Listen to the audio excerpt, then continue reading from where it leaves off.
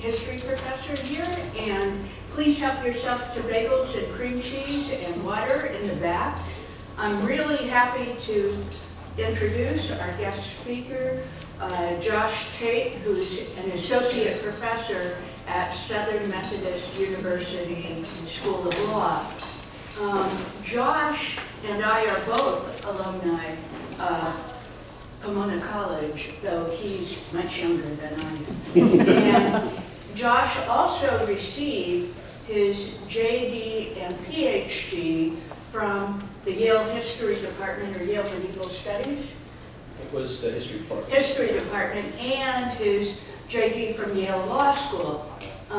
Now, I'm an Americanist, so I don't know anything about what he's going to be talking to us about, but I do know that if Josh gives us a talk that is half as good as the remarkable paper his wife wrote for me when I was a visiting professor at Yale Law School, we're all in for a treat.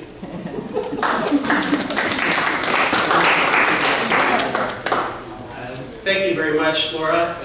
I will be sure to pass this along to Lisa when I see her. It's wonderful to have the chance to speak to you today about Magna Carta. I have given this lecture in many different places, but I think none more beautiful than Santa Barbara. I think that's fair to say. What I'm going to be talking about, this is the 800th anniversary of Magna Carta, the original 1215 Magna Carta. And so there have been many events, commemorations, including a visit by Queen Elizabeth to Runnymede on the actual day that Magna Carta was sealed by her ancestor. And there's been so much hoopla over Magna Carta that some have gone so far as to say that this is out of control. There's too much focus on this ancient document. And there were a couple of op-eds in the New York Times just around June 15th. And both of them made the point that actually Magna Carta wasn't nearly as important as people are making it seem to be. And they have a point to an extent, but I think that their point is much smaller than what the critics suggest it might be.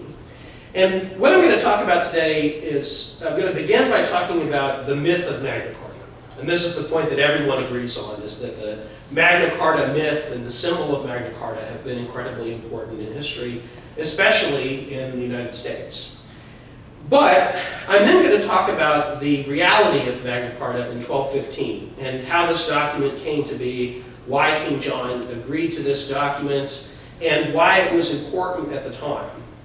And I'm going to focus on a couple of provisions which are not among those that usually get cited today as being the key provisions of Magna Carta, but which were quite important at the time, and also talk about why the document was successful. Because it was indeed a successful charter, even though it was repealed a couple of months after it was issued, because it was reissued the next year, and again the year after that, and again in 1225, and it continued to be reissued by subsequent kings. So it was successful, and I attribute that to two things. One is that it reflected a strategic compromise between different interest groups. And the second is that it contained specific and concrete guarantees of liberty. It was not just a vague document with some platitudes about justice.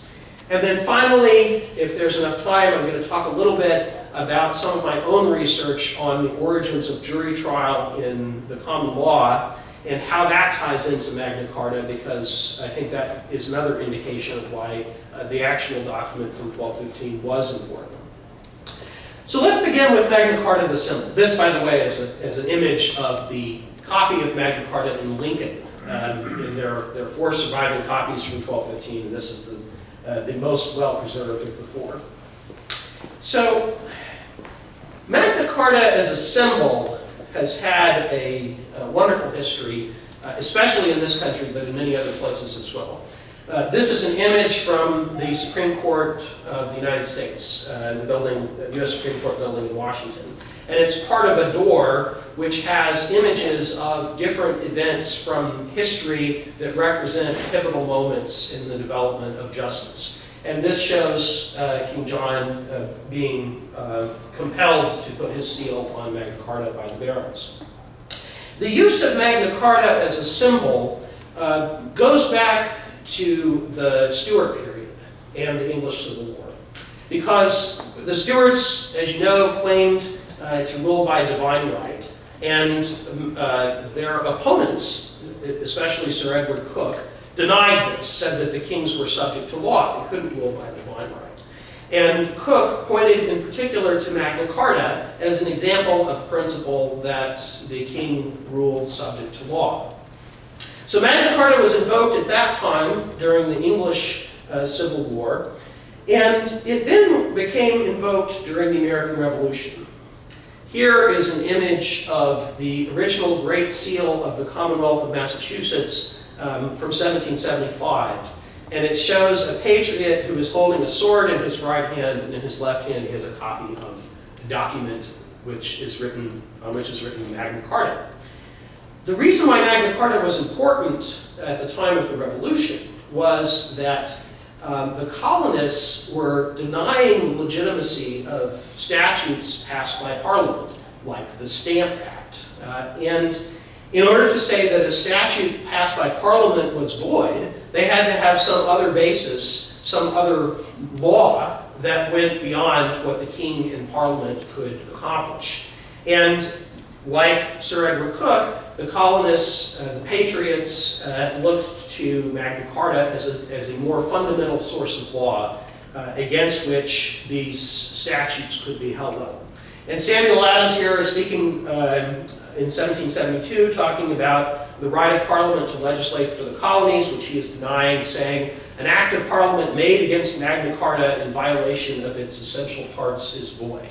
So Magna Carta as a symbol has quite a big significance for the colonists. Moving on to the U.S. Constitution, if you compare the language of the Fifth Amendment to the U.S. Constitution to Clause 39 of the original 1215 Magna Carta, you can see a similarity of language.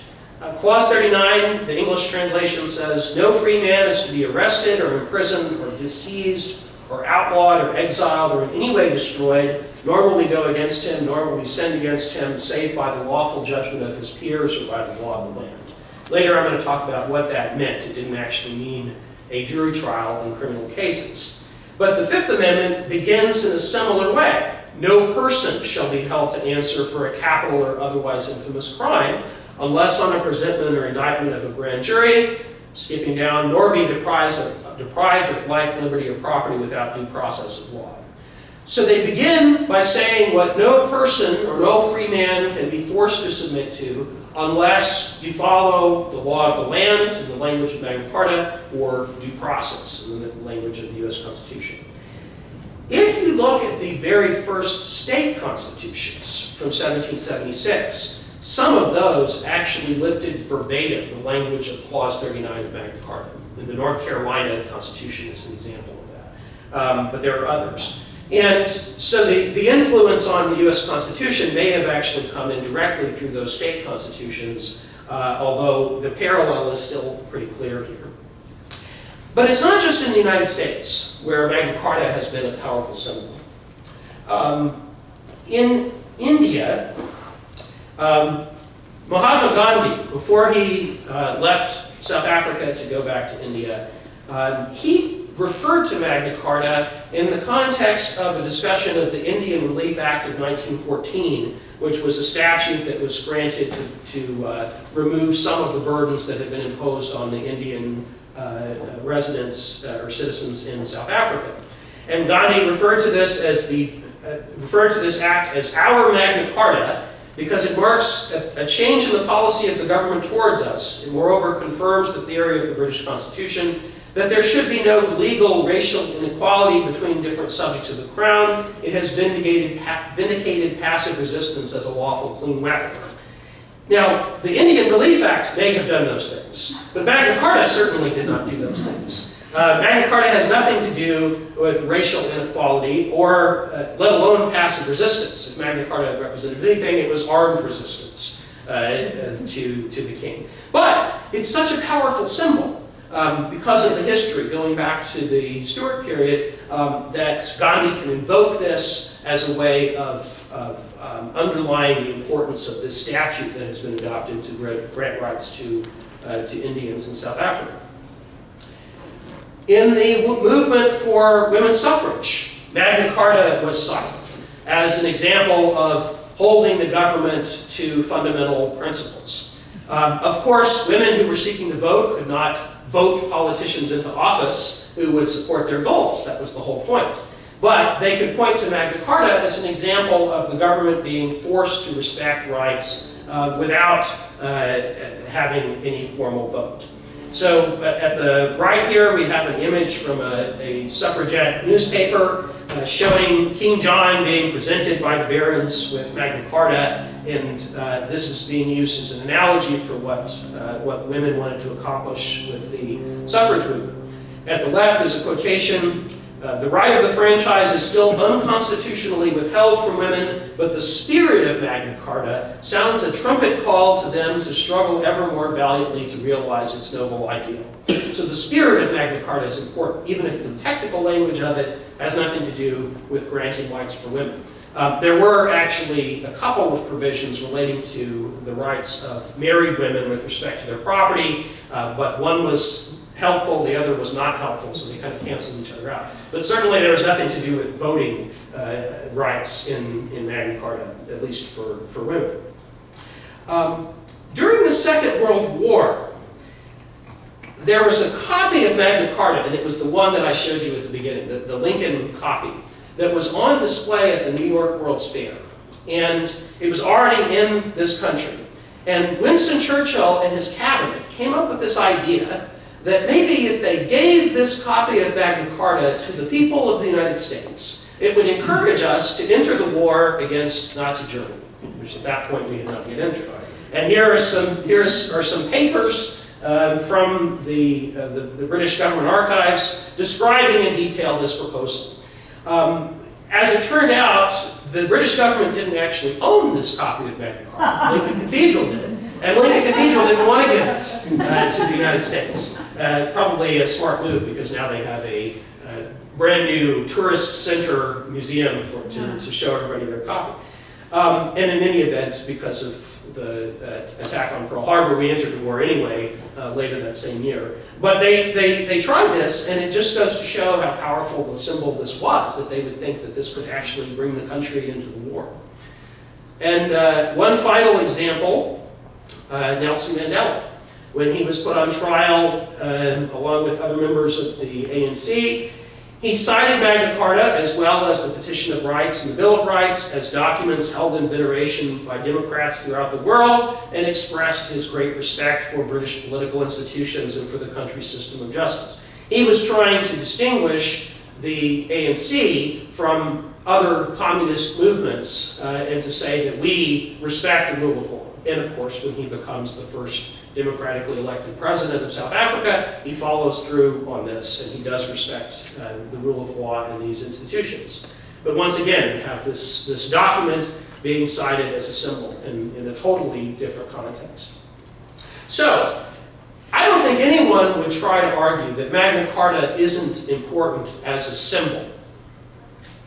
I don't think anyone has tried to deny that.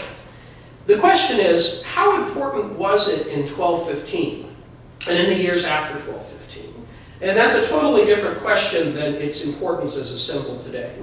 And this is getting into my own expertise, because I am a medieval legal historian. And my argument will be that Magna Carta was important in 1215, and it continued to be important in the early 13th century. And not only that, but it was important for reasons that remain important today, even though the specific clauses addressing those reasons are no longer in force. But let's begin with the document itself and why it came about.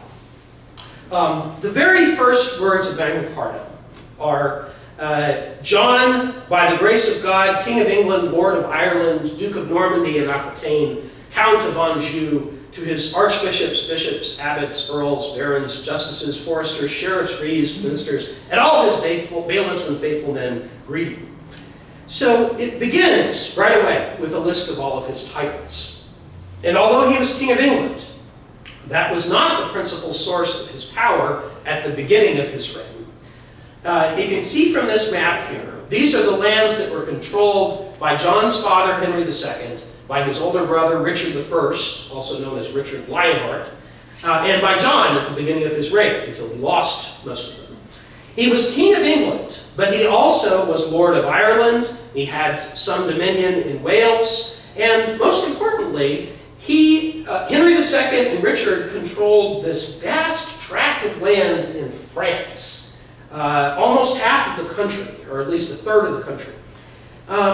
And it came to them partly by inheritance and partly by marriage. Henry II married Eleanor of Aquitaine, thus he acquired control of the Aquitaine, but he inherited other land from his ancestors, including Anjou, the county of Anjou. And because of that, it was referred to as the Angevin Empire, after the county of Anjou. It wasn't an empire in the traditional sense. The Angevin kings did not control their empire the way that the Roman emperor controlled his empire. Rather, although they were kings in England, in France, they owed homage to the King of France. And this was an arrangement that was not satisfactory either to the Angevin kings or to the French kings. Because the Angevins resented the fact that they had to bow down to this other king in France. The French king resented the fact that they had so much power, that they had so much real power in his kingdom. So there's this tension, and it's going on throughout the reign of Henry II and Richard and then John. But John made some very poor decisions, and the first one he made almost as soon as he became king. This is an engraving of Isabella of Angoulême. John decided he wanted to marry this woman, and there were two problems with this. First is he was already married, but he took care of that problem when he got a divorce from his first queen. The other problem was that Isabella of Angoulême was engaged, and she was engaged to a powerful French nobleman. He wanted to marry Isabella, perhaps partly because of her beauty and her personality, but also because of the tracts of land which she controlled in southwest France. So he wanted to marry her and then have control of this territory.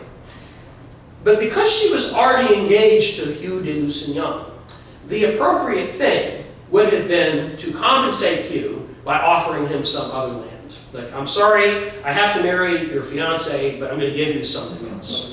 That would have been the traditional, the appropriate thing. But he didn't do that. He just married her and didn't give anything to Hugh. So that was a foolish mistake, because Hugh then went to the King of France, Philip Augustus, and he said, King John has wronged me. He has married my fiancée without giving me any fair compensation. And King Philip says, this is terrible. I sentenced John to forfeit all of his lands in France. Then he proceeds to execute that sentence by reconquering all of these territories. Anjou, Aquitaine, and then Normandy, which was the base of power from which John's ancestor, William the Conqueror, had conquered England in 1066. So it was humiliating for John. And of course, John wants to get this land back. But this is his second foolish decision. He aims for too much. He could have focused his attention just on Normandy, and some of his barons in England, because of their Norman ancestry, also had interests in Normandy. But instead, he tried to get all the land back, and he was the only one who wanted to get back Anjou and Aquitaine. So he had to raise money in order to pay mercenaries and also to buy off some allies on the continent. The way that you raise taxes in medieval England is you increase the amount of feudal dues that people have to pay in some circumstances, such as when an heir needs to take possession of his inheritance. He raised these dues. He had to raise them even more than he otherwise would have because it was a time of inflation. So he had to raise them anyway, but he raised them even more. John's brother Richard had also increased these feudal dues, but Richard fought in the Crusades, and Richard was regarded as a pious king. The cause for which he was raising revenue was one that his subjects supported. Nobody was behind John on his adventures. Also, he lost, he did not succeed in getting the land back, so that didn't help. But it comes to a head in 1215. There's a group of barons that are sometimes called the Northerners, because most of them were from the northern part of England. They take up arms against King John. The leader of them calls himself the Marshal of the Army of God. And they march down to London. And they manage to get themselves invited into the city of London. They sneak somebody over the wall, and then that person lets them in. And once they're inside the city of London, they are almost completely protected from any kind of attack by John, because the city of London is has big walls, impossible to siege because it's got so much resources.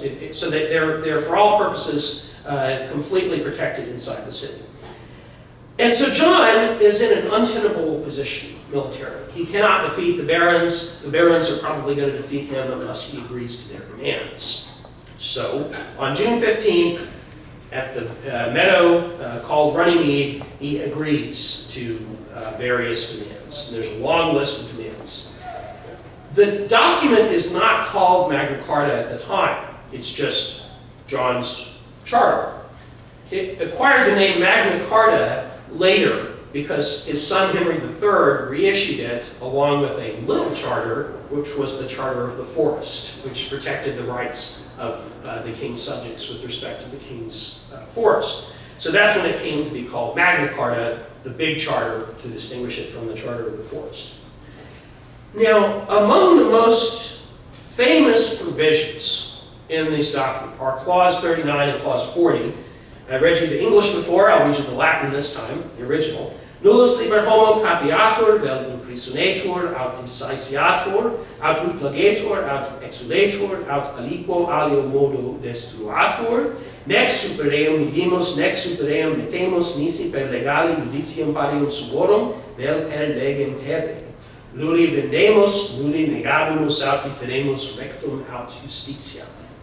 Now that last clause is so famous that I clerked for the 10th Circuit Court of Appeals in Denver, Colorado. It is inscribed on the side of the building in stone. They shortened it a little bit. They took out the word "sell." So the 10th Circuit will not deny or delay justice, but it doesn't say anything about selling justice. It's very famous. It's probably one of the, as long as there will be books of quotations in the history of humanity, this clause will be in there. But there is a misconception about Clause 39 in particular. And it's a misconception that was perpetuated by Blackstone, by some Supreme Court justice opinions, ironically not by Byron White, for whom that courthouse is named. He recognized that this was not the case. But the misconception was that this was the origin of trial by jury in criminal cases, or at least a protection for criminal defendants. There's nothing to do with that, because trial by one's peers in June 1215 cannot have meant a criminal jury trial. And the reason is because in June 1215, criminal cases were not resolved by jury trials. They were resolved by the ordeals. So here's a picture of an ordeal, a medieval ordeal. The defendant is about to have a hot iron pressed into his hand. It will burn the hand. They will then bandage up the hand. A few days later, open it up to see if it's become infected. If it's become infected, he is guilty. If it's not infected, then he is innocent. And the reason why people accepted these things was because the priest is saying the blessing over this. And so if he's innocent, God will perform a miracle and save him from infection. There was also the ordeal of water, which is quite similar to the procedure in Monty Python's and the Holy Grail used to determine whether she was a witch by seeing if she weighs the same as a duck. I think that was based on the ordeal of water. But this is how you decide criminal cases, at least many criminal cases. There's another method, which was trial by battle, where they would just go out and fight it out on the field. But nothing with a jury.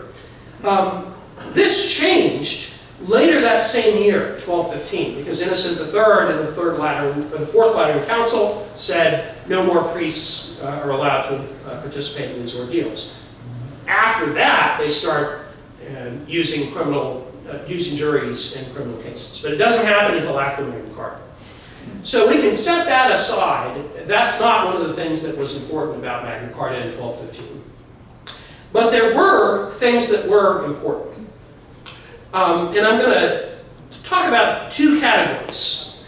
I want to make the argument first that it was a good example of a strategic alliance producing a positive result. That you had multiple interest groups coming together and saying, we all have issues with King John. Let's make sure that these are all addressed in this document. And that partially accounts for its success in being reissued multiple times. And then I'm going to argue that it was also contained some specific and concrete guarantees of liberty, which also made it more valuable. So who are the interest groups involved in this? First of all, there was the church. Stephen Langton was the Archbishop of Canterbury at this time. And Stephen Langton had a rocky relationship with John. That's probably an understatement. Because John opposed his election to be Archbishop of Canterbury. John got into a fight with the Pope about this. The Pope excommunicated John and put the entire Kingdom of England under an interdict. But by the time Magna Carta was issued, John has worked out these issues with the Pope, and in fact, he has given the entire Kingdom of England to the Pope to be held by John as his fief. So he doesn't have a specific beef with the Church in June 1215. But Stephen Langton has learned what King John can be like. And so, Stephen Langton performs a role of mediator in this process. And he makes sure that the very first clause of Magna Carta, after we rattle off all of John's titles, says, we have granted to God, and then by this our present charter has confirmed for us and for our heirs in perpetuity that the English Church is to be free and is to have its rights in whole and its liberties unharmed. Interestingly, this provision was cited recently by Chief Justice Roberts in a Supreme Court opinion defending the right of modern churches to make employment decisions free of government involvement. I think that is probably a stretch in light of the fact that there was only one established church in England in 1215, but I think there's a footnote where he says it's possible this could be a slightly different context than this case. So the church has made sure that their interests are protected. Second, the City of London, which played a very important strategic role in protecting the barons. Now, it wasn't entirely their choice because the barons managed to get themselves invited in. But the city protected the barons. And as a result, there are several clauses, and I'm going to talk about one in particular, that are aimed at protecting the interests of the city and other cities. So this one says, the City of London is to have all its ancient liberties and free customs by both land and water. In addition, we wish and grant that all other cities and boroughs and villas and ports have all their liberties and free customs. So there's something for the city. And then we have other miscellaneous groups. King John was in the habit of taking hostages and then killing them. And this was not well regarded by other kings at the time. So he promised to return all the hostages from Wales, send them back to Wales. So now you're winning over people in Wales. Then he promises to deal with Alexander, the King of Scots, concerning the restoration of his sisters and hostages and his liberties and his right, according to the form in which we will deal with our other barons of England. So here's another person who, when he reads this, is going to say, oh, this is good. I'm a supporter of this stuff. So when you get several different interest groups, you have, of course, provisions protecting the barons from keeping John from raising taxes, which was the primary grievance they had. But then you've got all these other groups who are all standing to get something out of this. So, when John dies in 1216, and his young son, Henry III, comes to the throne as the boy king, the king's advisors immediately reissue Magna Carta because it's a popular propaganda move to do that.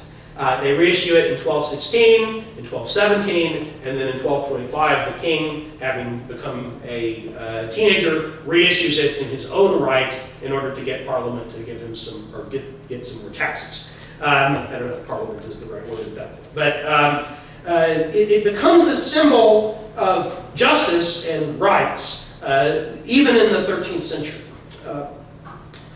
The second reason why it was successful is because it contained specific and concrete guarantees of liberty. Clause 40 is not specific and it's not concrete, and as a result it was almost totally useless in litigation. Anyone could cite it, that the king has promised not to deny, delay, or sell justice, but it has no specifics. So you can always argue that there's some exception in a particular case. But there are other provisions that were quite specific. Before I talk about those, though, I want to note this is one of 2 memorials at Runnymede that were put there by the American Bar Association. The ABA put 2 memorials there. The Republic of India put a memorial there. Until this year, there was no British memorial at Runnymede. But because of the tourism, and they put one there this year, so now there's a big statue of Queen Elizabeth there. But it's always been more important to the Americans than it was to the British themselves. So, one of these specific provisions that was important at the time and actually remained important even until the 1970s, it wasn't repealed until the 70s, is one that sometimes people make fun of. When people want to say how silly Magna Carta is, they will pull out this provision. Clause 33, all fish weirs are henceforth to be removed completely from the Thames and the Medway and through all England save at the seashore. So people bring this up as if this just shows how irrelevant this document is. Well, what this is really about is freedom of navigation. That these fish weirs, and here's the best image I could find of a fish weir, were wooden structures that were put into the river. So they were put there at low tide. At high tide, the fish go and get stuck in them, and then at low tide, they come out and get the fish. So it's good for if you're fishing in the river. It's quite effective. But if you're trying to navigate a boat down the Thames, they're not good, and so it's not good for the city. And the city made sure that this provision was in there, and made sure that it was enforced. In fact, it was enforced by the city because John didn't take these things down, so they just went and took them down. Sua sponte, using their exercising the right here under Clause 33. So it's actually an important principle, and if you want to know, see a modern example, we are fighting over similar things right now in the South China Sea. It's not that different from what they're talking about in this clause. Next example, Clause 17 and Clause 18. Clause 17 says, common pleas are not to follow our court, but are to be held in some specified place. Second, recognitions of novel deceason, of mort to ancestor, and of Darian presentment are not to be taken unless in their counties and in this way. Now, I'm going to have a lot more to say, probably more than you want to hear, about the assize of Darian presentment. But the assize of novel deceason was about possession of land, what we would call possession of land, protecting the right not to be tossed out of your land by your neighbor. Mort to ancestor was about right of inheritance. And what this is saying is that these particular actions have to be decided in some regular way that provides access to justice. Because John had a propensity to move very quickly around the country. He was always looking for great places to hawk. He was a hawker. Not selling goods, but using hawks to hunt in some way. I'm not really an expert on this. But he was always moving around, hunting and hawking. And if you had a lawsuit that you had to bring before the king's court, imagine how annoying it would have been if you can't find him. If you're trying to search around to figure out where John is going to be so that you can make your claim. So this says the common pleas have to be held in a fixed place, and that fixed place becomes Westminster Hall, where the royal courts would be situated until the reforms in the 19th century. Here's President Obama giving an address to Parliament in the old Westminster Hall. So Magna Carta didn't protect the right to trial by jury in criminal cases, it did ensure access to justice in these specific types of cases, and those cases were decided by jury trial. Those recognitions that are referred to in Clause in Clause 18 are all decided by jury trial. So what I'd like to do now, in the time that how much time do I have left? It's 12:35, I believe, so Another 25 minutes. Oh, okay. So we can do this. We can take our time. I can take it. As I said, probably more time than you want to hear about this. So jury trial was provided in certain types of civil cases, what we would call civil cases, all involving property disputes. And Magna Carta protected access to justice in these cases. So here's one of them. This is the language of the Assize of Darien Presentment. The king to the sheriff greeting. If such a one has made you secure with respect to the prosecution of his claim, summon 12 free and lawful men of such a neighborhood to be before our justices at the first session when they come into those parts, prepared to recognize on oath who, as patron in time of peace, presented the last parson who has died to the church of such a place which is vacant, as it is said, the advowson of which the claimant says belongs to him. Now, this is a term that many of you may not have heard of before, an advowson. If you're reading a lot of Jane Austen novels, you might have heard of this because it shows up in a lot of her novels. But an advowson was the right to nominate a priest to be the parson of a parish church. And it was a very important and valuable property right in medieval England. It was treated as a real property interest, similar to what we would call an easement or a servitude. Now, here's a picture of a medieval church from around the time of King John. The reason why the right to present the parson was so valuable, first you have to look at it from the perspective of a priest. If I am a young priest trying to advance myself in the world, what I would really like to have is a source of revenue. And if I become the parson of this church, that means that everyone who is in this parish who is not Jewish, that was the only acceptable alternative religion, is going to have to pay tithes to this parish. And I'm going to get those tithes as the parson. This church also is going to have land that's associated with it, and the profit from that land is going to go to the parson as well. So whoever becomes the parson will have this stream of revenue. And if I'm a young priest who really doesn't like performing mass or marrying people or anything like burying people, I'm not interested in that stuff, I can pay somebody to do that and then take the difference and use it to finance my education at Oxford or Cambridge. Or I can go spend time in London and try to get a position at the royal court. Meanwhile, I'm paying someone else who's called the vicar. It comes from the same root as pro hoc vice, doing it for one term. But that vicar will do all the actual work. They'll get a pension from me. The difference will be used for whatever purpose I want to use it for. So this is what every young priest wants, or every priest who doesn't have one of these. So the person who gets to choose the priest has a lot of power. And that person is normally going to be a descendant of whoever built this church. Because originally the lay lord who would have had this church constructed would expect that he would have the right to choose the priest, because he built the church, he furnished the labor and the supplies for us. This is regarded by the church as, it was unacceptable for the layman to just pick a priest. So the practice that developed was the layman could make the nomination, and then the bishop has to vote to accept or reject this candidate.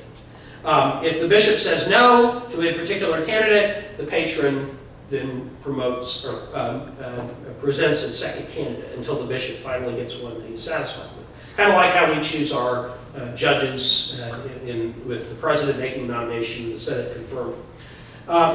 So switching roles here, if I am a powerful lord, or perhaps not that powerful yet, but I want to be more powerful, and I'm the patron of this church, I have a difficulty in medieval England, because if I'm a lay lord, I probably can't read or write.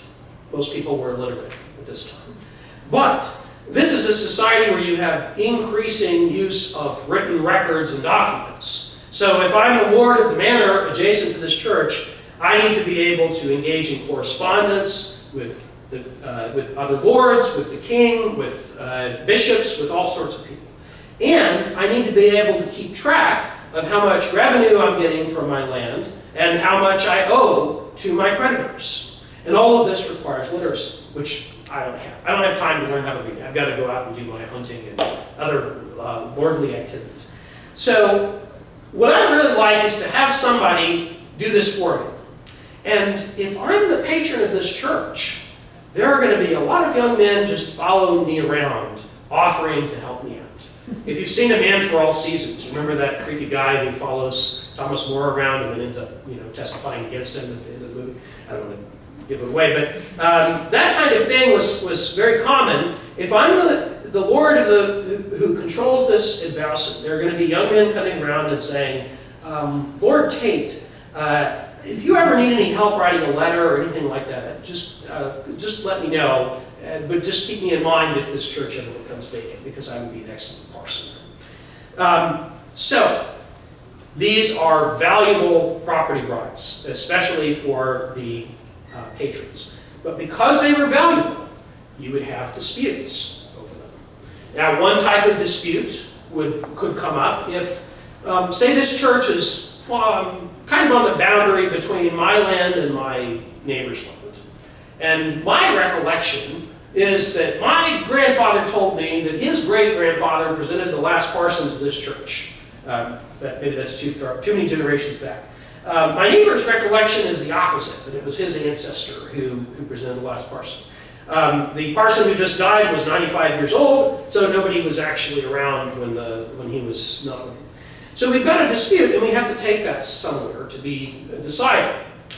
Another type of dispute, which was also common, was suppose that my ancestor presented the last parson to this church, and everyone agrees that's what happened. But then he decided to give it to a monastery. Because as he got older, he was no longer interested in accumulating power. He had enough power already, so he didn't need the power that comes along with this advowson. He wanted people to pray for his immortal soul, and so he gave it to a monastery. So we've got a different type of dispute. So, valuable property interest, who gets to decide these disputes? The position of King Henry II, John's father, and Richard's father, was if there is a dispute over an advowson, that dispute belongs in the king's courts.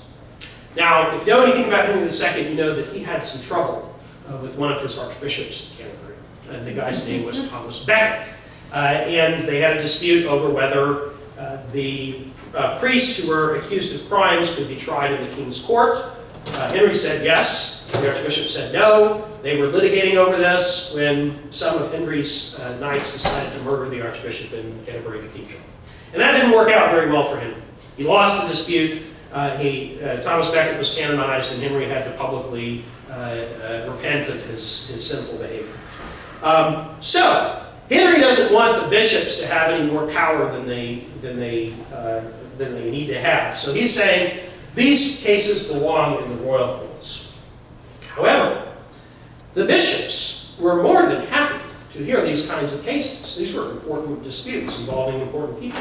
So they were ready, and they had a bureaucracy of clerks working for them who were prepared to go out and conduct investigations and write written reports, and they could even have appeals based on those written documents. And they were ready to do this and willing to do it. And they had a sophisticated body of canon law that they could use to decide these cases. This is a photo of a manuscript of the Decretals, the section relating to the right of patronage, laying out the rules that would apply to some of these disputes. So the bishops are happy to hear these cases.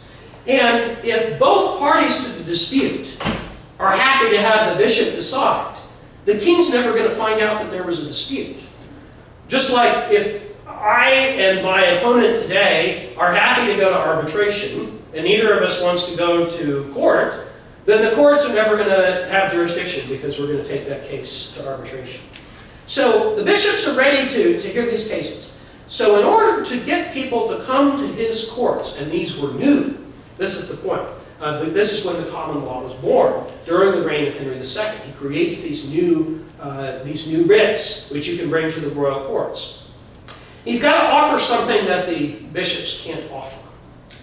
So, what I'm working on now for my book project is I'm going through the royal court records from the earliest plea rolls and trying to do a quantitative analysis to figure out where the cases were coming from and who was bringing them and why. Now, we don't actually have any royal court records from the time of Henry II, but we do have some from the time of Richard. These are the earliest that we have, from 1194. And I'm going through and organizing them by diocese.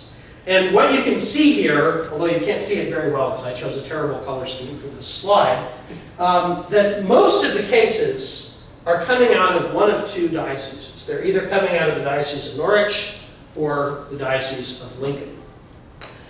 But the types of cases that are coming out of those dioceses are different. In the Diocese of Norwich, it is lay plaintiffs suing lay defendants, for the most part. In Lincoln, it is lay plaintiffs suing monasteries, more so than laymen suing other laymen. So this led me to ask, who was the Bishop of Lincoln in 1194? Because that might help explain why all these cases are coming out of Lincoln where laymen are suing monasteries. And as it turns out, it was somebody famous. And his name was Hugh of Avalon. Hugh was a holy man. He was a former monk, then became the prior of a English priory, a Carthusian priory.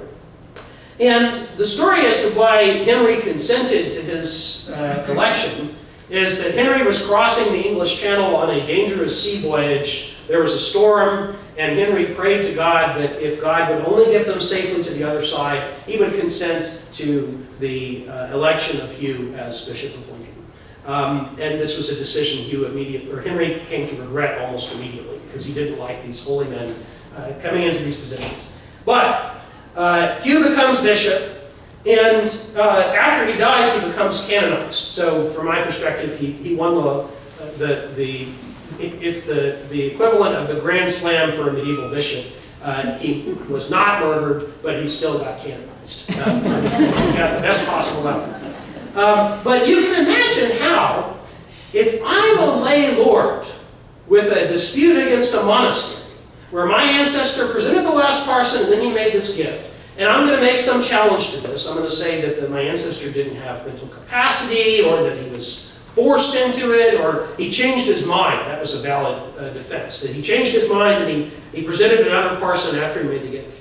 Imagine taking this case to Bishop Hugh, and I'm making this argument, but the monastery come in, they have this beautiful charter that my ancestor gave. And they say, we've been saying prayers for your ancestor's soul. How could you bring this lawsuit against us? Bishop Hugh, can you imagine can you imagine him ruling in favor of the laymen? Well, apparently these laymen here couldn't imagine that, and so they took their cases to the royal court. Because they know that King Henry's judges are going to treat them fairly and not be overly swayed by whatever documentation the monasteries may have. So I see these bishops, or rather these plaintiffs, as being the early adopters of the common law writ of Dare presentment. Just like I don't have an Apple Watch, but I'm sure lots of people in the Bay Area already have them. And one of these days, it will trickle down to Dallas and I'll end up with one, just like now I have an iPhone and an iPad. Because the early adopters get everything going and then the rest of us follow. So what happens is, when you get toward the end of the reign of King John, and this is as far as I've gotten with this quantitative study, That trend that is evident in the earliest plea rolls is gone. You can no longer see an obvious, you still have a lot of cases from Lincoln, including a lot of cases against monasteries, but you've got the same number in the Diocese of York. You've got almost the same number in the Diocese of Norwich, which previously had none. And then you've got a lot more dioceses where these cases are being brought. So I think what has happened is it has become the standard procedure when you have a dispute over an invowson to take that straight to the royal court and not try to bring an action in the ecclesiastical court. So what does all this have to do with Magna Carta? That's an excellent question, which I pose it. Well, when you have a functioning system of justice that has solved a number of problems that the king otherwise would have had, such as that he didn't have a bureaucracy of literate clerks to investigate these decisions, that he could not afford to hire such a bureaucracy, and that he didn't want to take personal responsibility for the outcome of these cases, whereas this jury system allowed people, just forced them to come in and answer these questions. Well, what could mess this up? It was working very well for Henry and Richard. Well, what could mess it up is when you get a king who comes in and decides that he wants to get involved. That he's not content to let this system function independently, that he wants to sit in and preside over this. So if you can imagine a tribunal of royal justices who, for decades, have been deciding these cases without the king being involved. And then John comes in and says, can you move over a little bit because I'd like to preside over these. And over time, he has fewer things to do because he's in England all the time. He's lost all his lands in France. So he starts presiding over these, and he's a hands-on king. But that means every once in a while, a case comes along where John thinks that maybe he ought to change the outcome. It doesn't happen very often, but it does happen occasionally. So here's an example from 1201. There's a lawsuit involving a advowson in the Diocese of Lincoln. By this point, Hugh of Avalon is dead. There's a dispute between the king and the chapter of Lincoln as to who should be the next bishop. And John wants it to be someone who is more reliable to defend the king's interest. And he ends up winning that, by the way. He ends up getting Hugh of Wells as the bishop. But in the meantime, he decides to postpone this lawsuit until he can get his preferred bishop in place, so that he will make sure the outcome is in accordance with the king's will. He delays justice. 1203, he dismisses a lawsuit for the opposite reason. Because in 1203, this case is in the Diocese of Norwich. The Bishop of Norwich is his best friend, his only ally among the bishops, who stays with him through the excommunication and all of those things. It's John de Grey. So, this case is involving John de Grey. Well, we're just going to dismiss this lawsuit. I don't want to make any trouble for him. So he denies justice. I'll skip over the example from 1203 because it's similar to the first one. But then my favorite is in 1207. The lawsuit is dismissed because, quote, Dominus Rex non vult quod loquela illa procedat. The Lord King doesn't want the lawsuit to proceed. So, this doesn't happen very often. Most of the time, the courts work the way they're supposed to. But it does happen from time to time. And when the king is putting his thumb on the scale of justice from time to time, that's going to upset people. It'll upset people when he doesn't do it, if they think he should have done it. So, getting back to, and I'll conclude here, this helps to explain why it was important to the barons that the right to trial by jury be safeguarded in Magna Carta. And it wasn't safeguarded by guaranteeing that right, because the right was already guaranteed by the existence of these writs. They made sure that it was in a fixed place, which made it much more difficult for future kings to intercede, because that meant they would have to stay in London all the time, and that's not what they wanted to do. So by separating the king's court from the person of the king, that means that the royal courts from that point forward can function without this inappropriate royal interference. Okay, so that's what I wanted to say, and I would now welcome any questions.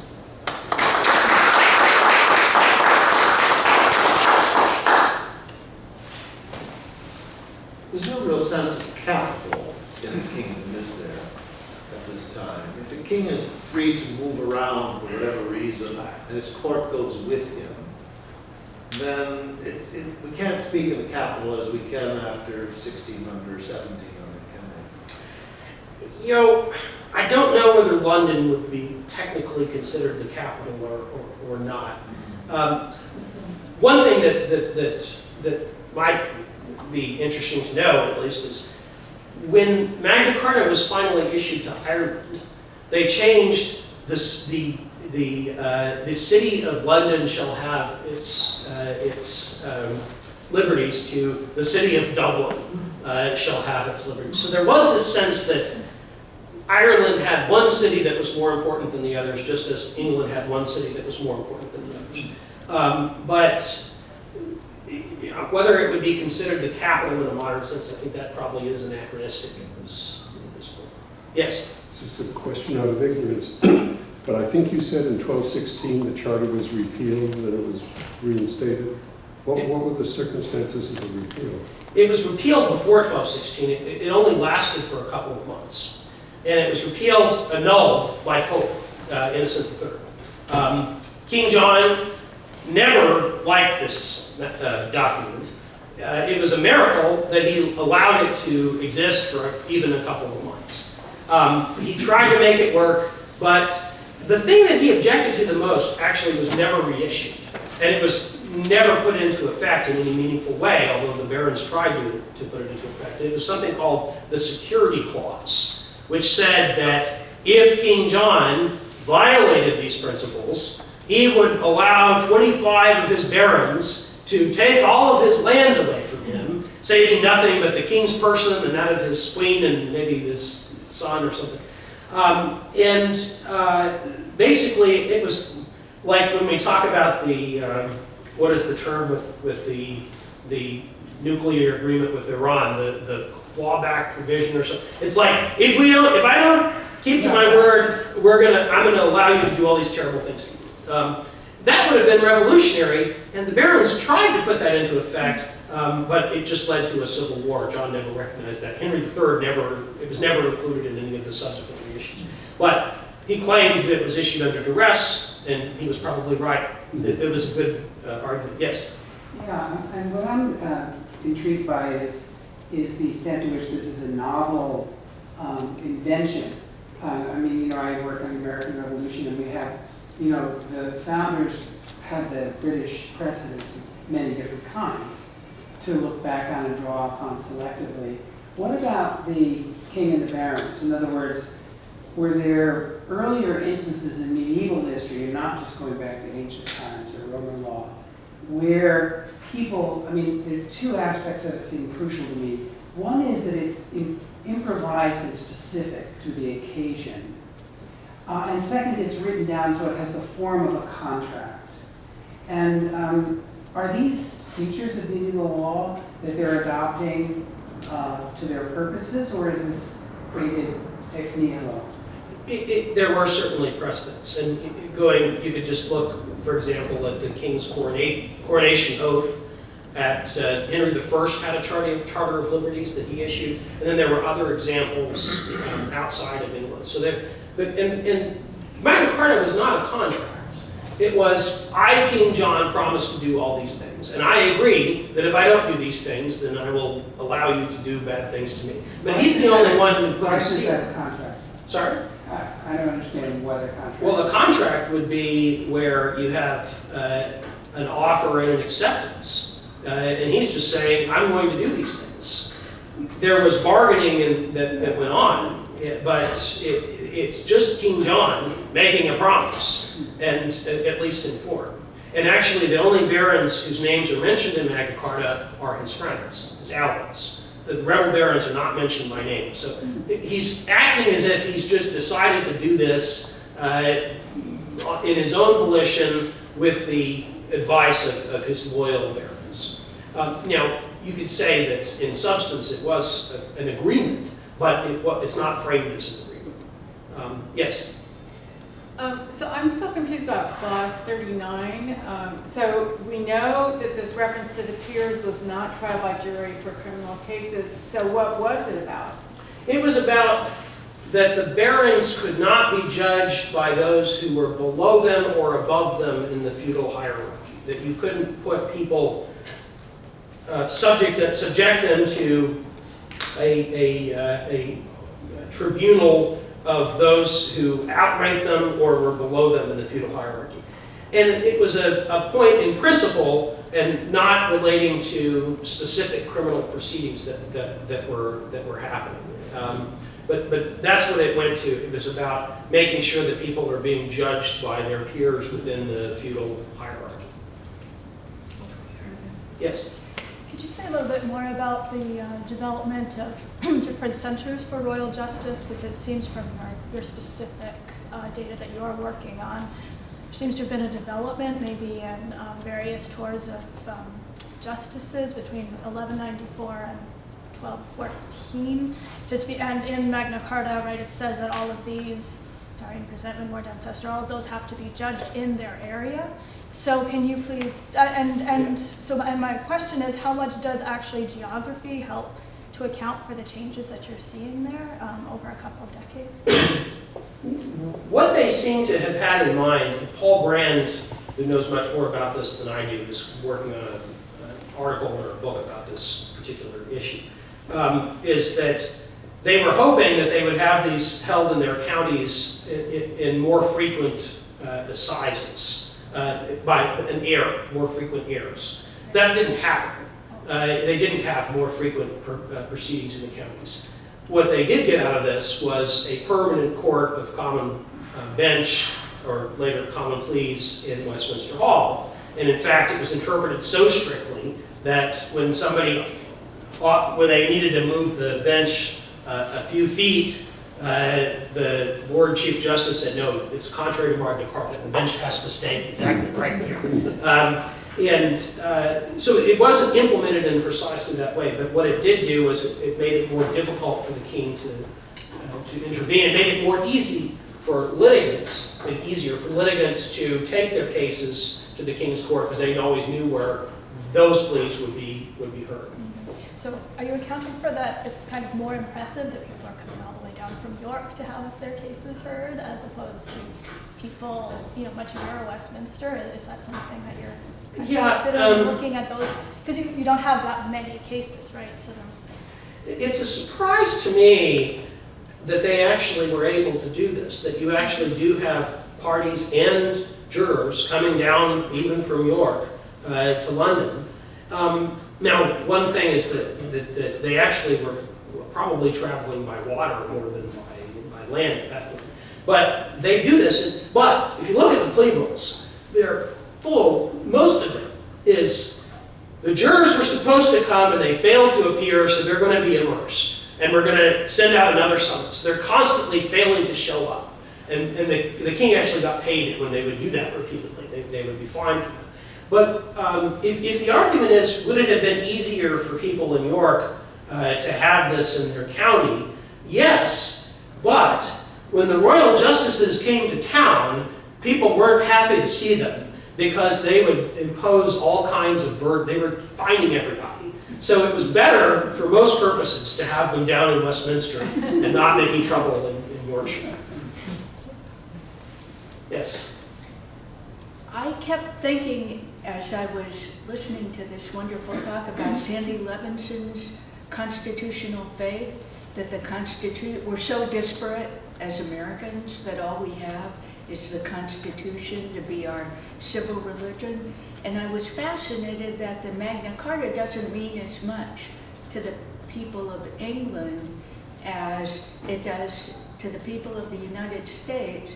And I was wondering if you could elaborate on why that's so. Is it because historically they're more homogeneous?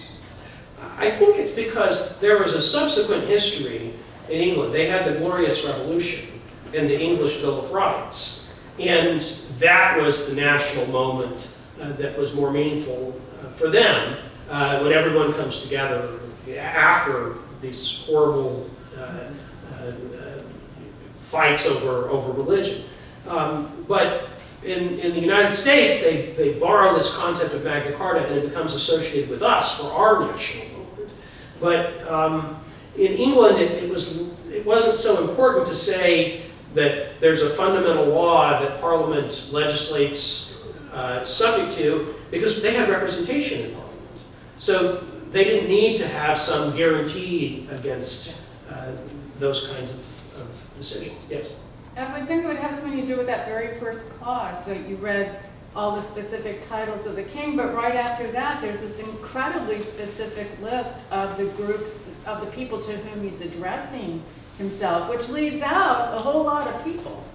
Right. So, Well, you know, I might as well address this point, because this is one of the criticisms of Magna Carta. It just protected the barons. It was just for the powerful. Well, that's clearly not the case, because it also protected the church, the city, and the knights. And even, there were, as I mentioned, there were a couple of provisions relating to women.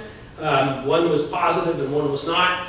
And there were some relating to Jews, but they were only negative in that point. But also the knights, you know, and everyone who could bring a lawsuit in the royal courts. That's a big group. Not everybody. It doesn't protect the serfs. It doesn't protect, you know, in most cases it's not protecting women, although many women brought assizes of novel season and assizes of dark imprisonment, married women and women who had never, widows and women who had never been married. But it's the beginning. You know, you start with that, and then you continue to, the rest of the history of the common law is expanding these rights to other people. And we still haven't gotten them all the way, but we're much further along now than we were in 1215. Yes?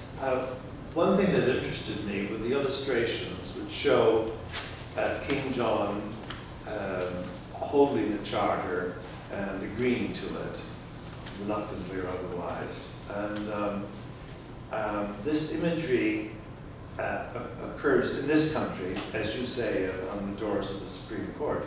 But it also takes hold again in a funny sort of way in France and in northern Italy after 1815, when there are charters, they're called charters or carta, which supposedly guarantee very general rights which are not specified and not written about anywhere else. And the king, the restored Bourbons in France, or the restored king in Savoy in Torino, have to make a public display of holding up the charter and saying, yes, this is where we're going to stay on this track, and we won't violate the commercial privileges or the clerical privileges. So it's a kind of delayed thing that occurs as late as 1815 and 1820. But I just wondered whether it's inspired partly by the Magna Carta. It's interesting because the iconography of Magna Carta is always incorrect. Yeah. Because they always have him signing it. Yeah. And he didn't sign it. He had his royal seal put on it, and not only that, but there were many different copies, all originals, because they're all being copied by hand, and they had to put the royal seal on all of them. Yeah. So what it's really about, it's a ceremony where the king is agreeing to this, and we don't know exactly what happened. I read, there was one account that he was so angry that day, he was tearing the bark off of trees and chewing on the bark.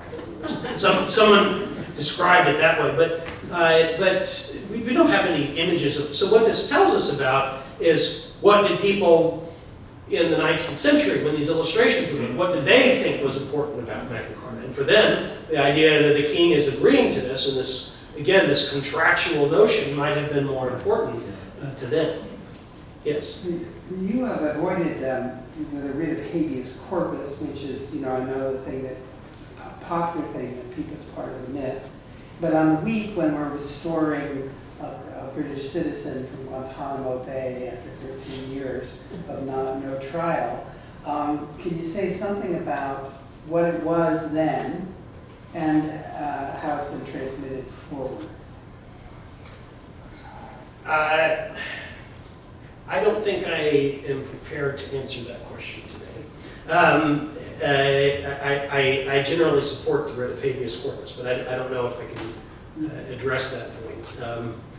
I've given this lecture many times, and in Colombia, someone asked me, what is the relevance of Magna Carta for the peace negotiations between the FARC and the... No, I'm not trying to take you that far. I'm just saying, what was it for the barons? What was the writ of the habeas corpus for the barons? Forget the... Yeah, I haven't done the research to answer your question. So we'll edit this out of the video. Yes? Last question. Yeah, well, this is sort of put a factoid on the table, but when you started off talking about Gandhi and the Indian, campaign of his, it's interesting to note that before he went to South Africa, before he began any of the work for which he became famous, he studied the English law at the Middle Temple in London. And so what that suggests to me, although I don't really know in detail about it, is that he probably knew perfectly well that when he used Magna Carta for his purposes, that he was stretching it.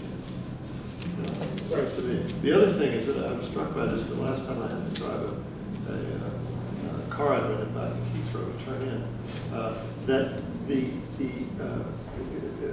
Runnymede is just east of Windsor, west of Staines, and is so completely surrounded by the freeways coming out of London and surrounding the airport that it's almost impossible to get there. You get there by water quite easily, but by land it's a nightmare. I think that when I retire, one of the possible jobs I'd like to do in my spare time would be to be a Runnymede tour guide. Because I can walk around and say, this spot right here might well have been the place where King John stood as he surveyed. And over here you can see where one of the barons might have been. The bark is this tree. Right, this tree here could have a great significance, or none at all. Well, thank you so much, Josh. I'm delighted to see that Lisa married her intellectually forward. This was a great talk. Thank you. Thank you very much.